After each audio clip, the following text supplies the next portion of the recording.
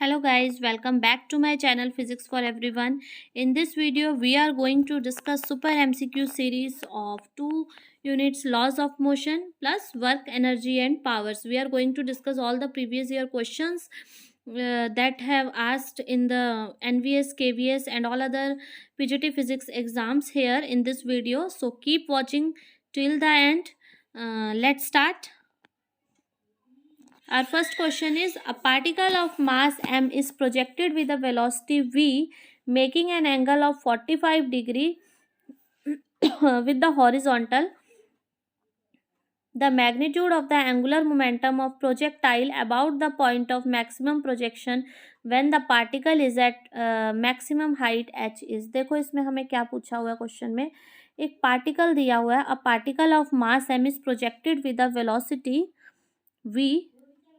ठीक है, v velocity से उसे प्रोजेक्ट कर रहे हैं हम. एक पार्टिकल है उसको v वेलोसिटी से हम ऐसे प्रोजेक्ट कर रहे हैं 45 डिग्री के एंगल पे. ठीक है, making an angle of 45 degree with the horizontal. और क्या कहा है, the magnitude of angular momentum of projectile about the point of projection when the particle is at maximum height h.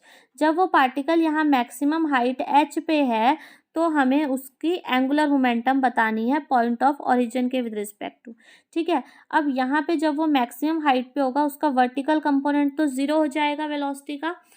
कौन सा कंपोनेंट उसका वेलोसिटी का रहेगा, ये ऐसे v cos थीटा जो हॉरिजॉन्टल कंपोनेंट है, यानी कि v cos 45 डिग्री. एंगल हमें 45 दिया हुआ है तो v cos 45 डिग्री ये हमारे पास मैक्सिमम हाइट पे वेलोसिटी रहेगी.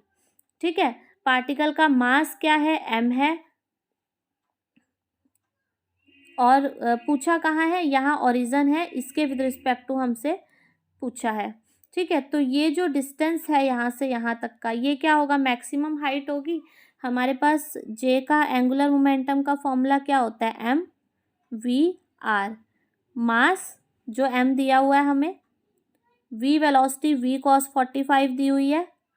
ठीक है, cos 45 क्या होता है, 1/√2 होता है. तो मैं उसको यूज़ कर रही हूँ यहाँ पे, v/√2 हो जाएगा. और r क्या होगा, अब देखो r यहाँ पे क्या होगा, r ये डिस्टेंस होगा. ठीक है, परपेंडिकुलर डिस्टेंस क्या होगा, वो मैक्सिमम हाइट होगी. और मैक्सिमम हाइट कैसे हमारे पास निकल के आएगी, square cos square theta by 2g. Theta 45 होगा तो कॉस स्क्वायर के थीटा क्या हो जाएगा, कॉस 45 1/√2 होता है तो कॉस स्क्वायर थीटा क्या हो जाएगा, 1/2 हो जाएगा. तो you square by 2g divide by 2 यानी कि यू स्क्वायर बाय 4g हो जाएगा. ठीक है, तो क्या आ जाएगा, यू स्क्वायर बाय 4g. ठीक है, तो यहाँ से हमारे पास j की वैल्यू क्या आ जाएगी, m. ठीक है, वेलोसिटी यहाँ पे इन्होंने u ली है तो ये u ही ले लेंगे.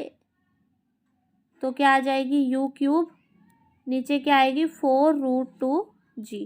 तो ये हमारे पास एंगुलर मोमेंटम निकल आएगी mu³ बाय 4√2g.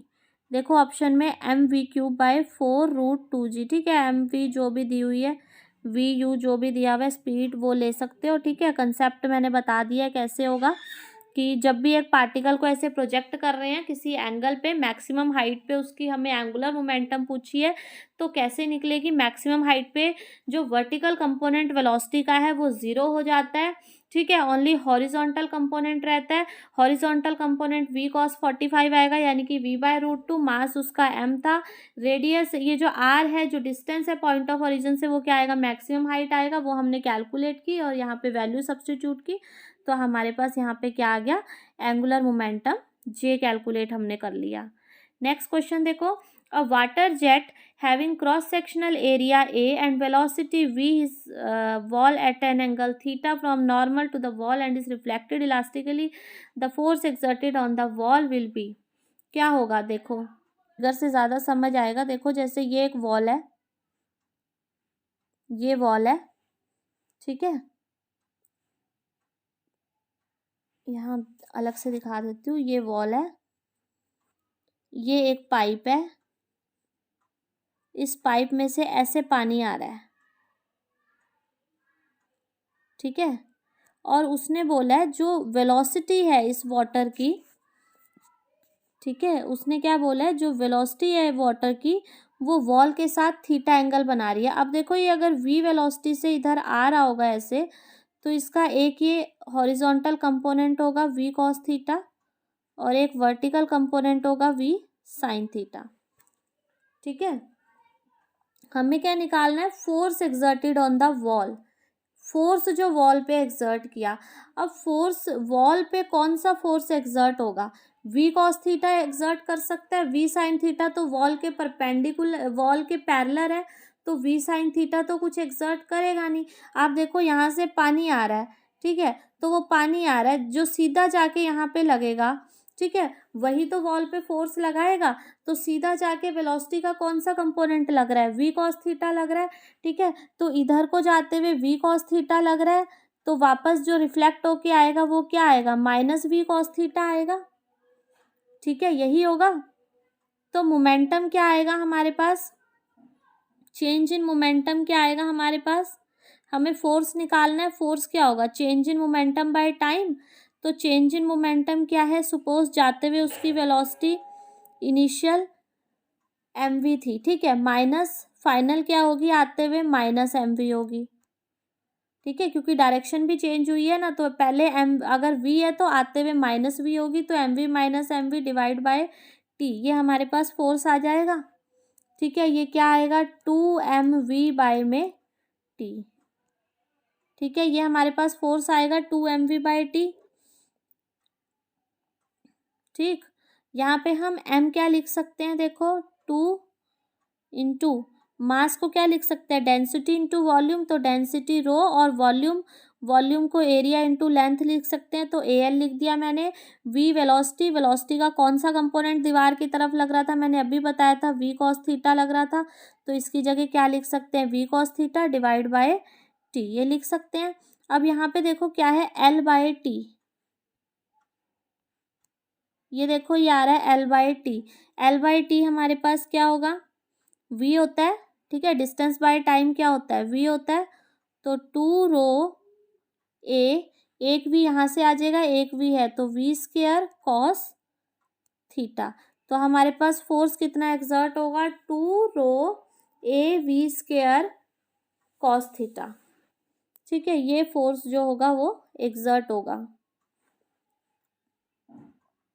ठीक है, तो मेनली क्वेश्चन में था क्या कि एक पाइप से पानी आ रहा है, वो दीवार को हिट कर रहा है, जो वेलोसिटी है वो थीटा एंगल बना रही है।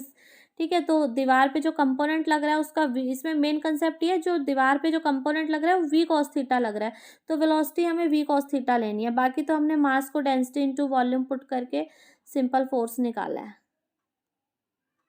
ठीक, तो देखो क्या आंसर आया, 2a v square D cos theta, 2a v square D cos theta, तो option B will be right. है तो वो डी कर लो, ठीक है, डी करो, रो करो, सेम जो ऑप्शन में दिया वही कर लो। Force is double then the coefficient of friction will be, तो कोफिशिएंट ऑफ फ्रिक्शन पे क्या फर्क पड़ेगा, तो कोफिशिएंट ऑफ फ्रिक्शन होता क्या है, एफ बाय में आर होता है। ठीक है, ये कोई बॉडी पड़ी है, इस पे नीचे को इसको वेट लग रहा है mg, ऊपर को नॉर्मल रिएक्शन लग रहा है r, ये फ्रिक्शनल फोर्स लग रहा है f।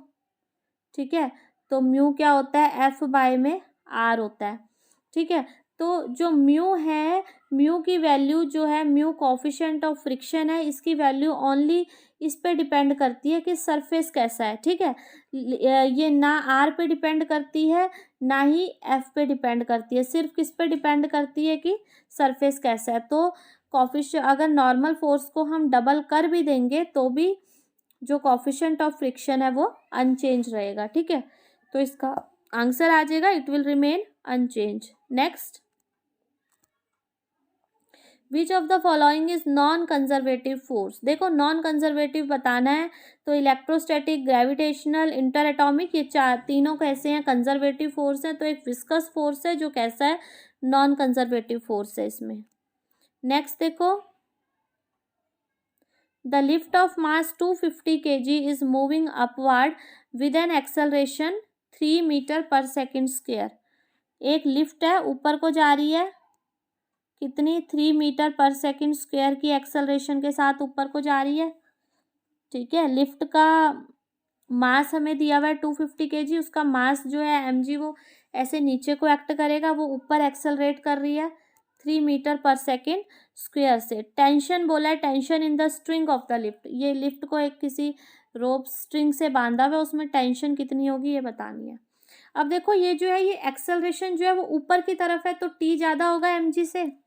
ठीक है, तो टी माइनस mg जो है किसके इक्वल आ जाएगा, एम ए के इक्वल आ जाएगा, और टी क्या आ जाएगा, m इंटू जी प्लस ए। ठीक है, मास हमें पता है 250 kg दिया हुआ है, जी हमें पता है 9.8 लेना है हमें, और एक्सेलरेशन 3 गिवन है, तो इसको सॉल्व करके आंसर निकाल सकते हो। टी क्या हो जाएगा 250, 9.8, और ये क्या दिया हुआ है 3 दिया हुआ है, तो हमारे पास क्या आएगा यहाँ पे, t इज इक्वल टू 250 और ये आ जाएगा 12.8, और इसको फर्दर सॉल्व करेंगे तो हमारे पास आ जाएगा 3200 न्यूटन। तो टेंशन की वैल्यू क्या आ जाएगी 3200 न्यूटन। ठीक है, तो option A will be correct. Is it clear? Now moving to next question.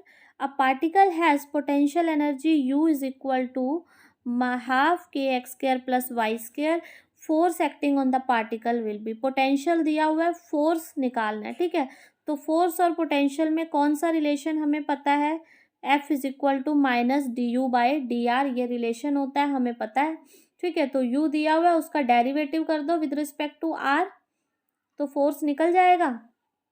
तो फोर्स क्या निकलेगा, देखो इसका डेरिवेटिव करो, इस टर्म का क्या निकलेगा, एक्स स्क्वायर का डेरिवेटिव करेंगे तो क्या आएगा 2x आएगा, और ये बाहर 2 है उससे कैंसल आउट हो जाएगा, तो क्या आएगा एक्स आई कैप, और y का करेंगे तो क्या आएगा 2y, बाहर 2 है उससे कैंसल हो जाएगा 2, तो क्या आएगा y जे कैप आ जाएगा। ठीक है, और केस सब के साथ में लगा हुआ है, और आगे माइनस साइन आएगा क्योंकि minus D U by D R होता है, तो एफ क्या आएगा माइनस के एक्स आई कैप प्लस वाई जे कैप, तो ऑप्शन फर्स्ट यहाँ पे करेक्ट हो जाएगा। बेसिकली आपको फॉर्मूला पता होना चाहिए था, डेरिवेटिव तो आप लोग कर ही सकते हो इस लेवल पे आके। तो F is equal to minus D U by D R, ये रिलेशन होता है फोर्स और पोटेंशियल एनर्जी के बीच में।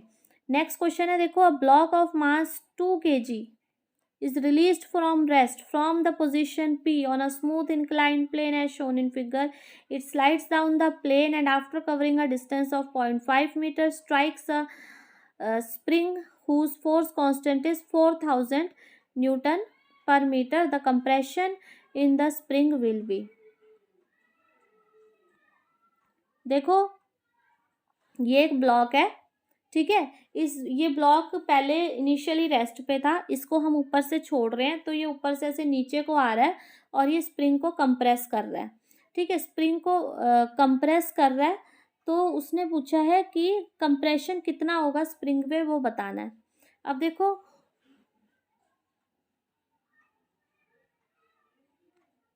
पहले ये ऊपर था, बाद में क्या हो गया, इसने ऐसे स्प्रिंग को कंप्रेस कर दिया और ये यहाँ पे नीचे आ गया। ठीक है, तो इसकी एनर्जी यहाँ अब कंजर्वेटिव फोर्स होगा क्योंकि स्मूथ इंक्लाइंड प्लेन हमें क्वेश्चन में दिया हुआ है, तो स्मूथ इंक्लाइंड होगा तो एनर्जी तो सेम होगी क्योंकि फ्रिक्शन होगा नहीं, फ्रिक्शन नहीं होगा तो एनर्जी लॉस नहीं होगा। तो जो एनर्जी ये पी पॉइंट पे है वही एनर्जी इस पॉइंट पे होगी। अब पी पॉइंट पे एनर्जी कितनी होगी, mgh होगी। ठीक है, अब देखो जितनी भी यहाँ पे ब्लॉक के पास पोटेंशियल एनर्जी है, काइनेटिक एनर्जी तो ब्लॉक के पास है नहीं क्योंकि वेलोसिटी उसकी 0 है इनिशियली, तो ब्लॉक के पास पी पॉइंट पे कितनी एनर्जी है, mgh एनर्जी है। तो जितनी भी ब्लॉक के पास एनर्जी है, यानी कि जो mgh एनर्जी है वो किसके इक्वल होगी, जब वो नीचे जाके स्प्रिंग को कंप्रेस करेगी तो वो सारी एनर्जी स्प्रिंग को दे देगी और स्प्रिंग के पास एनर्जी आ जाएगी potential energy half K X square. तो जो भी ब्लॉक के पास यहाँ पे पोटेंशियल एनर्जी है वो किसके इक्वल इक्वेट कर देंगे हम, हाफ के एक्स के इक्वल। अब यहाँ पे देखो एक चीज ये जो h है ये कैसे आएगा, ये 0.5 है, सपोज x डिस्टेंस तक स्प्रिंग को कंप्रेस किया है। ठीक है, तो ये 30 डिग्री है, ये क्या आएगा x प्लस 0.5 cos 30, ऐसी परपेंडिकुलर डायरेक्शन क्या आ जाएगी, x प्लस 0.5 साइन 30। ठीक है, तो हम x यहाँ पे h की जगह क्या लिखेंगे, mg, h की जगह लिखेंगे 0.5 plus x sine 30 is equal to half K X square. ठीक है, तो यहाँ पे m की वैल्यू हमें पता है, g की वैल्यू पता है, साइन 30 1/2 होता है, तो इसको k की वैल्यू हमें क्वेश्चन में गिवन दी हुई है, तो इसको सॉल्व करके हम क्या करेंगे, x की वैल्यू निकाल लेंगे। इसको सॉल्व कर लेना। नेक्स्ट क्वेश्चन देखो,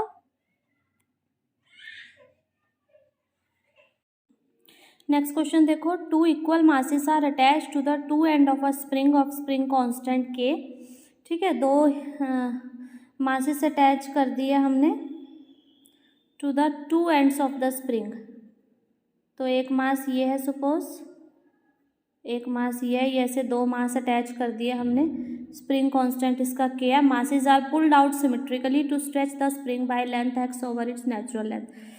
अब देखो, सिमेट्रिकली पुल किया है मासेस को, यानी कि दोनों साइड से इक्वल पुल किया है। इक्वल पुल किया है तो इक्वल इलोंगेशन होगा। जैसे ये मास ऐसे खिसक के इधर आ गया, ये मास थोड़ा और उधर चला गया, तो ये x/2 ये डिस्प्लेस हुआ, x/2 ये डिस्प्लेस हुआ। इस टाइप से डिस्प्लेसमेंट हुई। HC वर्मा का क्वेश्चन है। HC वर्मा में भी सेम ऐसे ऑब्जेक्टिव में मैंने कराया था। ठीक है, तो क्या होगा फिर, वर्क क्या होता है, तो दोनों की वजह से देखो क्या होगा, half K X square plus half K X square क्या होगा, 1/4 के एक्स स्क्वायर। ठीक है, ये दो की वजह से वर्क डन है, माइनस क्या हो जाएगा, total half K X square plus half K X square. एक की वजह से क्या आ जाएगा, ये 2 से कट जाएगा, तो minus half K X square आ जाएगा। ठीक है, तो इसका आंसर आएगा हमारे पास minus half K X square. एक मास उसने पूछा है, सिंपल, एक मास कितना वर्क डन करेगा स्प्रिंग पे, तो एक मास कितना कर रहा है, half K X square. Minus में आएगा क्योंकि W conservative minus of energy होता है। ठीक है, मैंने पहले क्वेश्चन कराया हुआ है इसलिए ज़्यादा एक्सप्लेन नहीं किया। नेक्स्ट है, देखो आपको और ज़्यादा क्लियरिटी चाहिए तो एक बार आप जो लॉज इसकी वर्क पावर एनर्जी की मैंने सीरीज़ एक डाली है क्वेश्चंस की, वो आप देख सकते हो। उसके लिए HC वर्मा के क्वेश्चंस भी कराए हैं, उसमें भी है ये। A particle of mass m1 makes an elastic one dimension collision with a stationary particle of mass m2, what fraction of the kinetic energy of m1 is carried by m2। यहाँ पे हमसे देखो क्या पूछा है कि एक पार्टिकल है जिसका मास हमें गिवन है m1। ठीक है, और making an elastic one dimension collision with a stationary particle of mass m2। ये m2 हमें स्टेशनरी दिया हुआ है। ठीक है, m1 v1 वेलोसिटी से आ रहा है। इनमें क्या होता है, इलास्टिक वन डायमेंशन कोलिजन होता है, और उसने पूछा है जब इनमें कोलिजन होता है then what fraction of kinetic energy of m1 is carried by m2। तो m2 के पास m1 की कितनी फ्रैक्शनल एनर्जी आएगी आफ्टर कोलिजन, ये v2 वेलोसिटी से मूव करेंगे। ठीक है, m1 और m2 दोनों। तो according to law of conservation of angular momentum, initially क्या था, m1 v1 था मोमेंटम, और इसका मोमेंटम 0 होगा क्योंकि v2 0 था इसलिए। और आफ्टर कोलिजन क्या होगा, दोनों इकट्ठे मूव कर रहे हैं v2 वेलोसिटी के साथ, तो m1 प्लस m2 v2 होगा। ठीक है, डिवाइड बाय 2, मासेस का एवरेज लेंगे। ठीक है, दोनों मिलके कोलिजन के बाद मिल गया, तो दोनों के मासेस का एवरेज और v2 वेलोसिटी से मूव कर रहे हैं, तो यहाँ से हमारे पास क्या आ जाएगा, 2m1 v1 is equal to m1 plus m2 v2, ये आ जाएगा। और यहाँ से हमारे पास v2 की वैल्यू निकल के आ जाएगी 2m1 v1 bye m1 plus m2। अब हमें पता चल गया कि आफ्टर कोलिजन वो किस वेलोसिटी के साथ ट्रैवल कर रहा है। ठीक है, तो काइनेटिक एनर्जी कितनी कैरी करेंगे, ये कैसे निकालेंगे, देखो काइनेटिक एनर्जी कैसे निकालेंगे? Kinetic energy of m1 carried by m2, जो m2 ने काइनेटिक एनर्जी m1 की कैरी की है वो कैसे निकलेगी? क्या फॉर्मूला होता है? हाफ। अब निकालनी किसकी है काइनेटिक एनर्जी? m2 के पास कितनी है वो निकालनी है, तो मास किसका आएगा? m2 का आएगा, ठीक है। और m2 किस वेलोसिटी के साथ मूव कर रहा है? v2 के साथ मूव कर रहा है, तो m2 v2 स्क्वायर आ जाएगा, ठीक है। v2 की जो हमने अभी वैल्यू निकाली वो यहाँ पे हम सब्स्टिट्यूट कर देंगे, v2 की वैल्यू, उसका स्क्वायर करना है, v2 स्क्वायर, तो क्या आ जाएगा? 4m1 स्क्वायर v1 स्क्वायर और m1 प्लस m2 का होल स्क्वायर, ये आ जाएगा। यहाँ से v1 स्क्वायर कॉमन ले लो, ठीक है, तो v1 स्क्वायर कॉमन आ जाएगा, तो क्या आ जाएगा? m1 v1 स्क्वायर कॉमन आ गया, ठीक है। और अंदर क्या है हमारे पास? 4m1 और बाहर m2 था, ठीक है। एक m1 हमने बाहर ले लिया, अंदर कितना बच गया? एक m1 बन गया, और m2 बाहर था वो हमने अंदर ले लिया। नीचे क्या है? m1 प्लस m2 का होल स्क्वायर, ये आ गया हमारे पास, ठीक है। तो हाफ m1 v1 स्क्वायर क्या है? फर्स्ट वाले की काइनेटिक एनर्जी है, जो फर्स्ट पार्टिकल था उसकी, तो कितनी फ्रैक्शन कैरी की m1 ने m2 की, तो ये जो सेकंड वाला पार्ट इसका आया ये आंसर होगा 4m1 m2 by m1 plus m2 का होल स्क्वायर। इतनी एनर्जी जो है ये सेकंड वाले ने कैरी की फर्स्ट वाले से अलग, ठीक है। तो सिंपली हमने क्या किया? पहले angular momentum conservation of angular momentum लगाया, वहाँ से v2 वेलोसिटी निकाली, फिर काइनेटिक एनर्जी सेकंड की निकालनी थी, तो half m2 v2 square, v2 की वैल्यू यहाँ सब्स्टिट्यूट की और हमारे पास ये निकल आया। तो ऑप्शन क्या होगा इसका? 4m1 m2 m1 plus m2। सो ये आंसर आ जाएगा हमारे पास। नेक्स्ट क्वेश्चन देखो, the true relation for conservative forces. Conservative force, देखो कोई भी फोर्स अगर कंजर्वेटिव है तो उसका एक रिलेशन होता है कर्ल एफ 0, ठीक है। तो ये रिलेशन लर्न करना, डेल क्रॉस एफ जो होता है वो 0 होता है। अगर कोई कंजर्वेटिव फोर्स है तो उसके लिए डेल क्रॉस एफ 0 होता है। डायरेक्ट क्वेश्चन है। नेक्स्ट देखो क्या है, when a spring is stretch through a distance L, its potential energy is 10 joule, the work required to stretch is further through L will be. एक spring है, ठीक है, उसको हमने स्ट्रेच किया एल डिस्टेंस से। जब हमने उसको एल डिस्टेंस से स्ट्रेच किया तो उसकी पोटेंशियल एनर्जी कितनी आ रही है? 10 जूल, ठीक है। पोटेंशियल एनर्जी होती क्या है? हाफ के एक्स स्क्वायर, और एक्स हमारे पास कितना है? कितने डिस्टेंस से किया था? एल डिस्टेंस से। तो यहाँ से हमारे पास 10 इसके इक्वल आ गया। अब हमने क्या किया? The work done required to stretch निकालना है फर्दर थ्रू एल, ठीक है। एल फर्दर करना है, एल तो पहले ही था और फर्दर एल करना है, यानी कि 2l हो जाएगा। तो यहाँ क्या आ जाएगा? 2l का स्क्वायर आ जाएगा, यानी कि हाफ के 4l स्क्वायर आ जाएगा, यानी कि 4 टाइम्स ऑफ हाफ के l स्क्वायर आ जाएगा, ये आ जाएगा।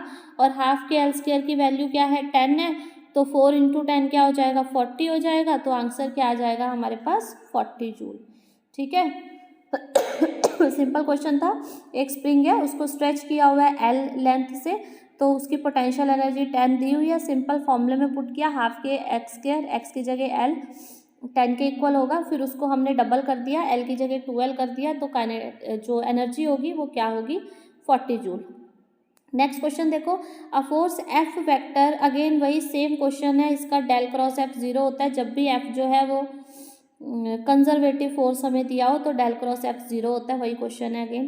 नेक्स्ट है देखो, two spring having their force constant in the ratio 9:16, when the same work is done on them the ratio of the elongation is. तो देखो दो स्प्रिंग दिए हुए हैं हमें, टू स्प्रिंग है, have their force constant in the ratio this.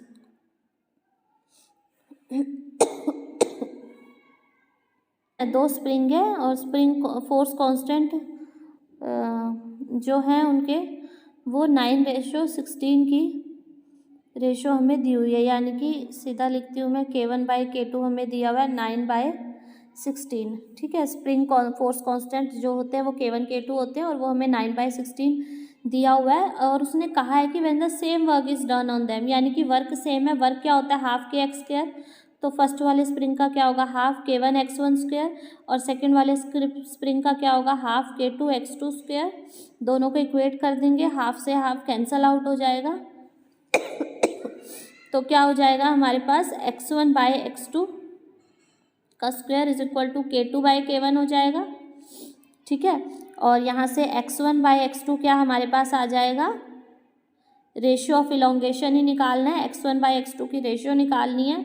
तो ये यहाँ से क्या आ जाएगी, under root k2 by k1। ठीक है, और k1 बाय k2 हमें 9 बाय 16 दिया था, तो k2 बाय k1 क्या होगा, 16 बाय 9, यानी कि 16 बाय 9 x1 बाय x2, ये क्या हो जाएगा 4 बाय में 3। तो इसकी रेशो जो हमारे पास निकल के आ रही है वो क्या आ रही है, 4:3। तो ऑप्शन जो यहाँ पे सही होगा वो कौन सा होगा, सी ऑप्शन सही होगा।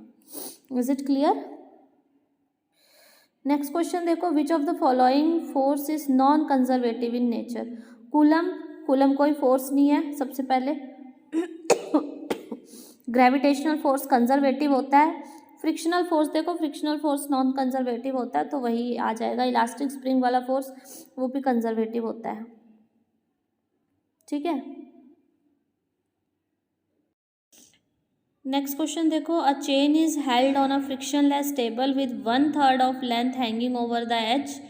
If the chain has a length L and mass M, then the work required to pull the hanging part back on the table is. ये भी मैं क्वेश्चन पहले डिस्कस कर चुकी हूँ, एक बार फिर कर लेते हैं, इंपॉर्टेंट क्वेश्चन है। इस टाइप के क्वेश्चन आएंगे तो हमें क्या करना है, देखो ये टेबल है सपोज, और इस पे ऐसे ये चेन हैंग हो रही है नीचे। आधी चेन यहाँ हॉरिजॉन्टल टेबल के ऊपर है और उसका कुछ पार्ट चेन का यहाँ पे हैंग हो रहा है टेबल पे। ठीक है, तो L लेंथ की चेन है और उसका मास क्या है, M है। तो L लेंथ का मास क्या है, M है। 1 यूनिट लेंथ का मास क्या होगा, M/L होगा। ठीक है, अब ये जो चेन हैंग हो रही है, कितनी हैंग हो रही है, उसने कहा 1/3 of its length hanging over the edge. 1/3 यानी कि L है तो L/3 जो है वो हैंग हो रही है। ठीक है, तो L/3 पार्ट का मास कितना निकलेगा, M/L इंटू L/3। तो मास क्या निकलेगा इसका, M/3। ठीक है, अब इसका मास क्या निकलेगा, M/3। हमने इस चेन को ऐसे ऊपर को खींचना है, इस चेन का कुछ सेंटर ऑफ मास होगा। ठीक है, तो वो सेंटर ऑफ मास पॉइंट कहाँ लाई करेगा इसका, L/3। तो ये इसकी यहाँ से यहाँ तक की लेंथ L/3 है, तो ये हाफ डिस्टेंस यहाँ तक क्या हो जाएगा, L/6 हो जाएगा। तो इसको ऊपर को खींचने में हमें वर्क डन कितना करना पड़ेगा, mgh। m क्या है हमारे पास, मास क्या है, ये जो हैंगिंग पार्ट है इसका M/3 निकाला है हमने। ठीक है, g क्या है हमारे पास, g ले लेते हैं इसको, और h क्या है हमारे पास, कितनी हाइट पे लेके जाना है, L/6। ठीक है, सेंटर ऑफ मास से लेते हैं, सेंटर ऑफ मास को खींचते हैं, तो L/6, तो ये क्या आ जाता है, mgL/18। ठीक है, तो इतना वर्क डन हमें करना पड़ता है mgL/18 चेन को ऊपर खींचने के लिए। तो ये क्या है, mgL/18 इसका करेक्ट ऑप्शन होगा। Next question, 2 blocks A and B of mass MA and MB coupled by a spring are resting on a horizontal frictionless table as shown in figure.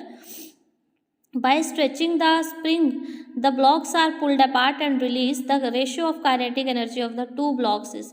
देखो सबसे पहले वो ब्लॉक आपस में जुड़े हुए हैं, उन 2 ब्लॉक्स को हमने दोनों तरफ से पुल किया। ठीक है, यही कहा हुआ है ना क्वेश्चन में, by stretching the spring the blocks are pulled apart. ठीक है, वो उनको हमने पुल कर दिया और फिर दोनों को इकट्ठे छोड़ दिया। ठीक है, अब दोनों को इकट्ठे छोड़ेंगे तो टोटल मोमेंटम तो कंजर्व रहेगा। ए का P1 है, बी का P2 है, तो क्या आ जाएगा, टोटल 0 आ जाएगा। ठीक है, क्योंकि बाद में वो रेस्ट पे आ जाएंगे तो 0 आ जाएगा। तो P1 क्या होगा, -P2 के इक्वल हो जाएगा यहाँ से। काइनेटिक, अब ये देखो वेक्टर, ये P1 और P2 वेक्टर हैं। ठीक है, इनका मैग्नीट्यूड लेंगे तो मैग्नीट्यूड तो इक्वल आएगा, वहाँ पे तो माइनस साइन का कोई रोल ही नहीं है। ठीक है, इसका मैग्नीट्यूड तो दोनों का सेम बनेगा। और काइनेटिक एनर्जी क्या होती है, P²/2m। ठीक है, और P दोनों के लिए सेम हो जाएगा। P दोनों के लिए सेम हो जाएगा तो काइनेटिक एनर्जी किस पे डिपेंड करेगी, मास पे डिपेंड करेगी इन्वर्सली, ठीक है। और हमें कैलकुलेट क्या करना है, KA/KB। तो KA/KB क्या होगा,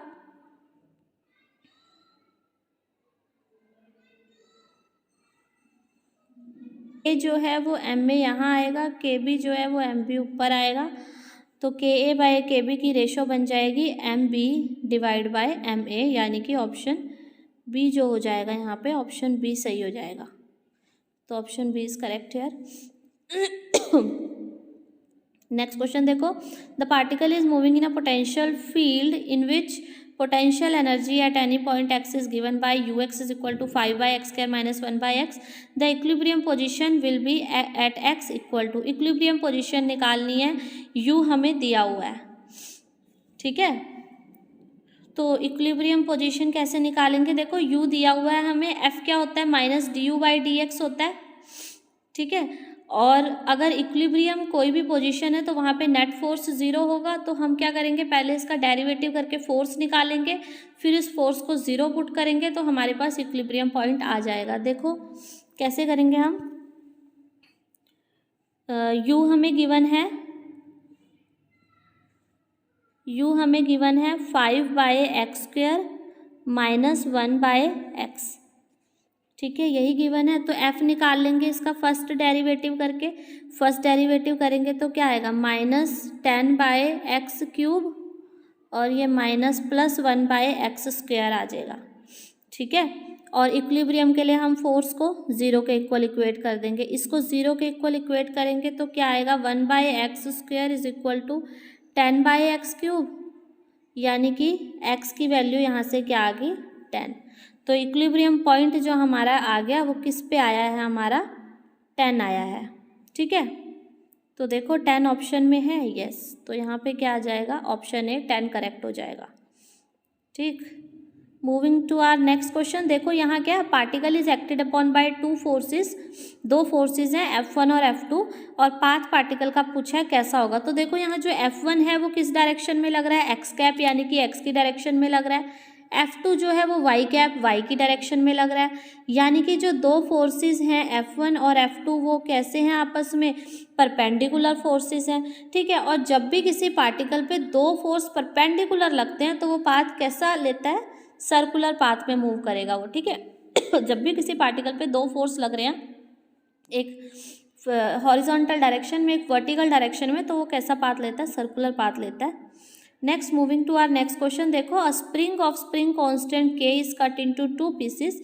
एक स्प्रिंग है K, उसको हमने दो पीसेस में, अलग अलग पीसेस में कट कर लिया ऐसे, ठीक है। Such that the one piece is double the length of other, एक की L है तो दूसरे की 2L है, लेंथ डबल होगी, and spring constant of the longer piece will be. तो ये जो लॉन्गर पीस है इसका स्प्रिंग कांस्टेंट क्या होगा, ये हमें बताना है, नया स्प्रिंग कांस्टेंट। तो देखो इसे कैसे सॉल्व करेंगे, एक स्प्रिंग हमें दिया हुआ है जिसकी लेंथ क्या दी हुई है, हमें L, ठीक है। तो वो स्प्रिंग की लेंथ हमें L दी हुई है, उस स्प्रिंग को हमने दो पार्ट्स में डिवाइड कर लिया। जो फर्स्ट कट किया है उसकी लेंथ L है, जो सेकंड है वो डबल है उसकी लेंथ के, ठीक है। तो सेकंड की लेंथ हमने ले ली 2L है। तो यहाँ से टोटल लेंथ तो कितने की इक्वल आएगी, L के इक्वल आएगी, L + 2L L के इक्वल। तो यहाँ से हमारे पास L की वैल्यू आ गई, L कैपिटल L/3। अब दो स्प्रिंग कांस्टेंट है, एक का K1 ले लिया, एक का K2 ले लिया। ये जो कटेड पार्ट है उनका है, एक जो कट किया था जिसकी लेंथ L थी, जिसकी लेंथ L है उसकी क्या आएगी, L/3 आ जाएगी, और इसकी क्या आ जाएगी, 2L/3 आ जाएगी। ये ले लिया। अब F क्या होता है, KX होता है, और K क्या होता है, F/X होता है। तो F यहाँ कांस्टेंट है तो K inversely proportional to X आ जाएगा, यानी कि K inversely proportional to length आ जाएगा। अब हमसे रेशो किसकी पूछी है, एक तो उसने पूछा है the spring constant of the longer piece will be, longer piece वाले की निकालनी है, ठीक है। तो जो लॉन्गर पीस वाले की है उसका मैंने K' एज्यूम कर लिया, और ये K किसका है, जो वो बड़े वाला स्प्रिंग था जिसकी लेंथ L थी, जो बिना कटा हुआ था उसकी K है। तो इन्वर्स में लिखनी है लेंथ, तो एक K की लेंथ L लिख दी मैंने, और K' की लेंथ लिख दी 2L'/3। तो L से L कैंसिल, 3/2 आ जाएगा। तो K' की वैल्यू क्या आ जाएगी, 3/2 के। तो इसका आंसर क्या आ जाएगा हमारे पास, 3/2 के यहाँ पे करेक्ट ऑप्शन होगा। 3/2 के। नेक्स्ट देखो, a body of mass 0.25 is falling down with acceleration 9.2 metre per second square, the friction on the body due to air. देखो ये कोई बॉडी है, ये नीचे को आ रही है, mg होगा इसका वेट, नीचे को लगेगा, ठीक है, और इसकी एक्सेलरेशन भी डाउनवर्ड है, वो कह रही है downward acceleration 9.2 metre per second square से आ रही है, ठीक है। Friction on the body due to air, वो पार्टिकल नीचे को आ रहा है तो एयर ऊपर की डायरेक्शन में फ्रिक्शन लगाएगी, और वो नीचे को आ रहा है यानी कि mg ज़्यादा है, तो क्या बनेगा, mg minus F is equal to ma, ठीक, mg minus F is equal to ma। और निकालना क्या हमें क्वेश्चन में, देखो friction on the body due to air is, friction निकालना है हमें, एफ निकालना है हमें, तो एफ क्या आ जाएगा, mg माइनस ए, ठीक है, ये आ जाएगा। अब देखो m की वैल्यू 0.25 दी हुई है, एक्सेलरेशन 9.2 दिया हुआ है, यहाँ वैल्यू सब्स्टिट्यूट करो तो f क्या आ जाएगा हमारे पास, 0.25, g की वैल्यू 9.8 माइनस एक्सेलरेशन 9.2 दिया गया गिवन है हमें, तो इसको सॉल्व करेंगे तो हमारे पास आ जाएगा 0.150 न्यूटन। तो फोर्स हमारे पास क्या आ जाएगा, 0.15 न्यूटन। तो ऑप्शन यहाँ पे डी करेक्ट हो जाएगा, ठीक है। तो कंसेप्ट बेसिकली क्लियर होना चाहिए, कंसेप्ट लगाने हैं,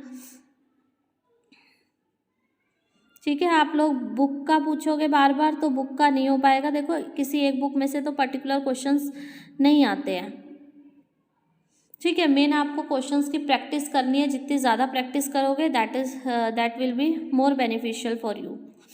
सो बाकी कह सकते हैं कि NCERT HC वर्मा कवर कर लो, क्योंकि उनसे ही आपके कंसेप्ट बहुत अच्छे हो जाते हैं HC वर्मा सॉल्व करके। देखो नेक्स्ट क्वेश्चन क्या है, apparent weight of a person in a lift is more than actual wait when the lift is, जो अपेरेंट वेट है वो ज़्यादा कब दिखाता है, अपेरेंट वेट हमने पढ़ा था R is equal to mg+a आता है, ये किस केस में आता है ये बताना है। तो ये कब आता था, जब हमारी लिफ्ट ऐसे ऊपर को जा रही होती थी, ऊपर को जा रही होती थी तो R माइनस mg जो था वो ऊपर की डायरेक्शन में एक्सेलरेटेड थी, ma के इक्वल आ जाता था, और R mg प्लस ma के इक्वल आ जाता था, ठीक है। तो एक्सेलरेटेड अपवर्ड जब होगी तब जो होगा अपेरेंट वेट वो ज़्यादा शो करता है, ठीक है। डाउनवर्ड विद कांस्टेंट स्पीड से तो देखो जहाँ पे भी कांस्टेंट स्पीड है चाहे वो ऊपर मूव कर रही है चाहे नीचे मूव कर रही है, कांस्टेंट स्पीड से होगी तो एक्सेलरेशन 0 होगी तो R mg के इक्वल आएगा, ठीक है। तो एक्चुअल वेट से ज़्यादा तो आएगा ही नहीं, वो तो एक्चुअल वेट के इक्वल आ गया। एक्सेलरेटेड डाउनवर्ड जब एक्सेलरेटिंग करेगी तो mg माइनस ए आएगा, जो उसका एक्चुअल वेट mg है उसमें से माइनस ma होके आएगा, ठीक है। तो इसका ऑप्शन क्या होगा, एक्सेलरेटेड अपवर्ड, जब ऊपर को जाएगी तो उसका जो होगा mg प्लस ma आएगा, उसका जो अपेरेंट वेट है mg उससे बढ़ के आएगा ma। नेक्स्ट है देखो, the electron with charge E and mass m is accelerated from rest through a potential difference equal to 3 volt in vacuum, the final kinetic energy of the electron will be. अब इसमें देखो क्या दिया हुआ है question में, question क्या कह रहा है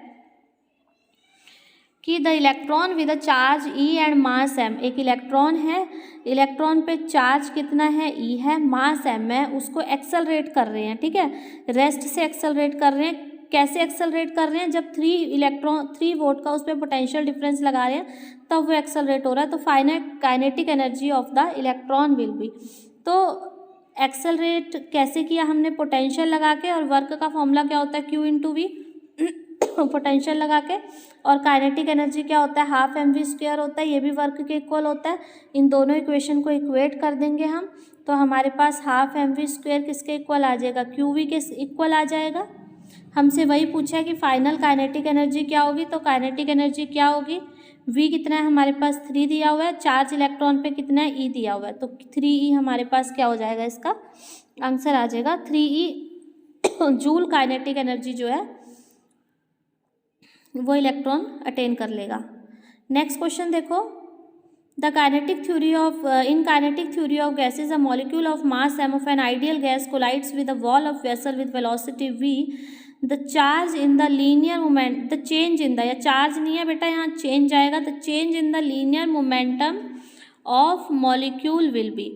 तो क्या होगा change in linear momentum of molecule, देखो ये वॉल है,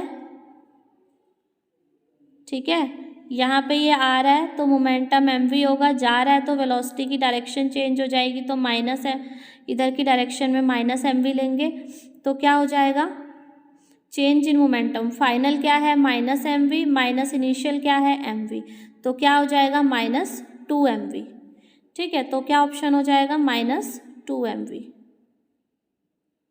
next question, two object of masses m1 and m2 possess velocity this and this respectively just prior to collision. After collision they become permanently attached to each other. The final momentum of the combination in the laboratory frame will be. Simple question है, देखो दो masses दिए हुए हैं और उनकी दोनों की वेलोसिटीज़ भी दी हुई हैं। वो दोनों पहले अलग अलग मूव कर रहे थे, अलग अलग वेलोसिटी से, वो वेलोसिटी गिवन है।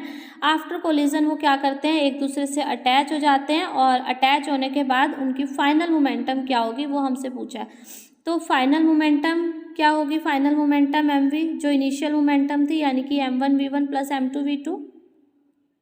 Can you do it, m1v1 m2v2 दोनों तीनों चीज हमें दिया हुआ है सब डेटा यहाँ पे। तो mv क्या आ जाएगा हमारे पास, m1 हमें 0.2 गिवन है, वेलोसिटी 10 i कैप गिवन है, प्लस m2 हमें 0.5 गिवन है और v2 हमें 3 i cap plus 5 j cap ये गिवन है। ठीक है, तो हम इसका क्या करेंगे, सम करेंगे तो क्या आएगा, यहाँ 10 से 10 कैंसिल, 2 i कैप और यहाँ आएगा हमारे पास, तो ये i कैप आ जाएगा 3.5 i कैप, इसको सॉल्व करके प्लस 2.5 जे कैप, तो ये हमारा आंसर आ जाएगा 3.5 आई कैप और 2.5 जे कैप। ऐसे करना था ये क्वेश्चन। ठीक है, now next question, a jet engine work on the principle of conservation of. तो जेट इंजन किसके कंजर्वेशन पे बेस है, लीनियर मोमेंटम के कंजर्वेशन पे बेस है। यहाँ ऑप्शन आएगा इसका लीनियर मोमेंटम। ठीक है, जेट इंजन लीनियर मोमेंटम के कंजर्वेशन पे एक्ट करता है, वर्क करता है। नेक्स्ट क्वेश्चन देखो, a body is allowed to slide on frictionless track from rest position at a definite height h under the gravity. The track ends in a circular loop of diameter d as shown in figure. The minimum height h of the loop will be. ये minimum height जो h है ये बतानी है। ये ball यहाँ से आ रही है, ये ऐसे जा रही है और ऐसे फिर सर्कुलर पाथ को कवर करके ऐसे b पॉइंट तक पहुँच रही है। a पॉइंट से b पॉइंट तक बॉल जा रही है और जो सरफेस है ये फ्रिक्शनलेस ट्रैक दिया हुआ है, यानी कि एनर्जी लॉस नहीं होगा। तो जो एनर्जी a पे होगी वही एनर्जी b पे होगी। एनर्जी a पे कितनी होगी, mgh होगी, क्योंकि रेस्ट से छोड़ा है ना हमने उससे, रेस्ट पोजीशन से छोड़ा है, तो काइनेटिक एनर्जी तो ज़ीरो होगी। तो क्या होगी इसकी, पोटेंशियल एनर्जी होगी। और फाइनल बी पॉइंट पे एनर्जी कितनी होगी, उसके पास कुछ पोटेंशियल एनर्जी भी होगी, कुछ काइनेटिक एनर्जी भी होगी।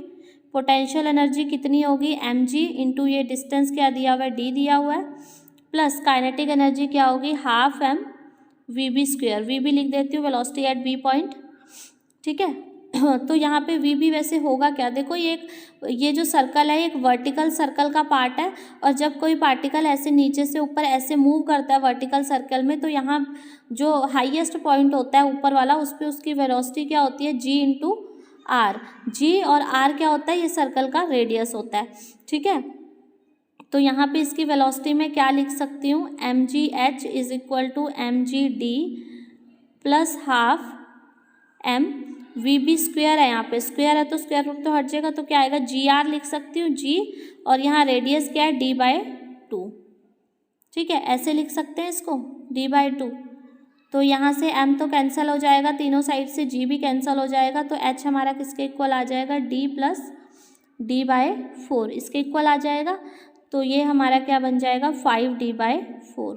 ठीक है, तो ऑप्शन हमारा क्या आ जाएगा, h is equal to 5d/4। तो ऑप्शन ए यहाँ पे सही हो जाएगा। ठीक है, तो वर्टिकल सर्कल का यहाँ पे कंसेप्ट यूज़ होना था। वर्टिकल सर्कल के लिए एक बार मैं और बता देती हूँ, ये वर्टिकल सर्कल है, यहाँ पे जो वेलोसिटी होती है वो √gr होती है, जहाँ पे r रेडियस है। कोई भी पार्टिकल ऐसे वर्टिकल सर्कल पे मूव कर रहा है तो यहाँ पे वेलोसिटी होती है √gr, यहाँ पे होती है √3gr और यहाँ पे होती है √5gr। ठीक है, और ये जो हाईएस्ट पॉइंट है यहाँ पे टेंशन 0 होती है, यहाँ पे जो रोप है वो स्लैक कर सकती है, ठीक है। तो ये कुछ पॉइंट्स थे। नेक्स्ट देखो, an electron having an energy of 100 electron volt shall have the velocity, उस पर वेलोसिटी कितनी होगी ये पूछा है। तो जब भी ऐसे पोटेंशियल दिया हुआ है, तो पोटेंशियल का फॉर्मूला क्या होता है, Q इंटू वी होता है W का, और W का एक फॉर्मूला हाफ mv² होता है। अभी हमने क्वेश्चन किया तो इन दोनों को हमें इक्वेट करना होता है, तो हम क्या करेंगे, हाफ इंटू मास इलेक्ट्रॉन पे कितना है 1.6 into 10⁻⁻19 v² is equal to Q, charge electron पे कितना है, सॉरी यहाँ पे ये मास मैंने गलत ले लिया, एक मिनट दोबारा करते हैं इसको। हाफ इलेक्ट्रॉन पे मास होता है 9.1 into 10⁻⁻31 kg, v² is equal to charge 1.6 into 10⁻⁻19, और साथ में पोटेंशियल उसने 100 इलेक्ट्रॉन वोल्ट दिया हुआ है इलेक्ट्रॉन, ठीक है। तो यहाँ से सब हमें पता है, v की वैल्यू कैलकुलेट कर सकते हो, ठीक है। तो v की वैल्यू यहाँ से कैलकुलेट करेंगे तो आंसर मैं बता देती हूँ, आप लोग कैलकुलेशन कर लेना। ये हमारा आएगा 6 into 10⁻6 metre per second. Next question देखो, the potential difference that is applied to produce an electric field that can accelerate an electron 1/10 the velocity of light is. फिर से वही देखो, जब भी ऐसे एक्सेलरेट करना है इलेक्ट्रॉन को तो हमें कुछ पोटेंशियल लगाना पड़ता है। EV is equal to half mv² लिखेंगे हम, ठीक है, और EV is equal to half m v। उसने क्या कहा है कि जो that can accelerate an electron 1/10 the velocity of light, यानी कि वेलोसिटी क्या है c/10 है, वेलोसिटी क्या c/10 है, इसका v² आएगा तो क्या आएगा c²/100 आ जाएगा, ठीक है। तो यहाँ से जो पोटेंशियल है ये क्या निकल के आ जाएगा हमारे पास, mc² बाय में नीचे क्या है 200 और ये e ऊपर से नीचे आ जाएगा, तो mc²/200 तो ऑप्शन डी यहाँ पे करेक्ट हो जाएगा, ठीक है। Now moving to our next question, two bodies of mass 8 kg and 4 kg move along the x-axis in positive direction with velocity 15 and 30 meter per second respectively. They collide and stick together. The loss of kinetic energy during the collision will be. तो क्या पूछा है इसमें इसमें उसने पूछा है देखो कि काइनेटिक एनर्जी फर्स्ट पार्टिकल का मास भी उसने हमें दिया हुआ है और उसने वेलोसिटी भी दी हुई है। ऐसे सेकंड पार्ट का मास भी दिया हुआ है, वेलोसिटी भी दी हुई है। तो सबसे पहले काइनेटिक एनर्जी निकाल लो फर्स्ट पार्टिकल की, हाफ mv² लगा के, हाफ इंटू 8 इंटू वेलोसिटी कितनी गिवन है 15 का स्क्वायर, तो इसको सॉल्व करेंगे तो हमारे पास आ जाएगा 900 जूल। फर्स्ट की काइनेटिक एनर्जी इतनी थी, ठीक है। सेकंड की काइनेटिक एनर्जी निकालो कितनी आएगी, सेकंड की हाफ उसका मास 4 गिवन है और 30 उसकी वेलोसिटी गिवन है, तो 30 का स्क्वायर, इसकी एनर्जी हमारे पास आ रही है 1800 joule.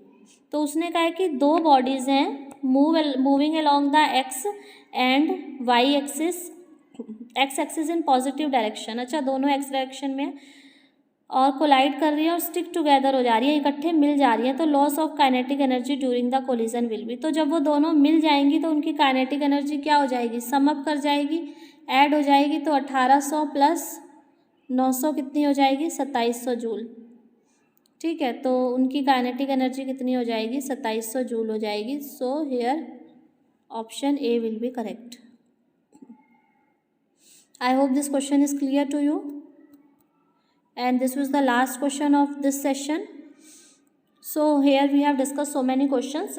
I hope all the questions are clear to you, and if you have any problem you can ask me in comment section.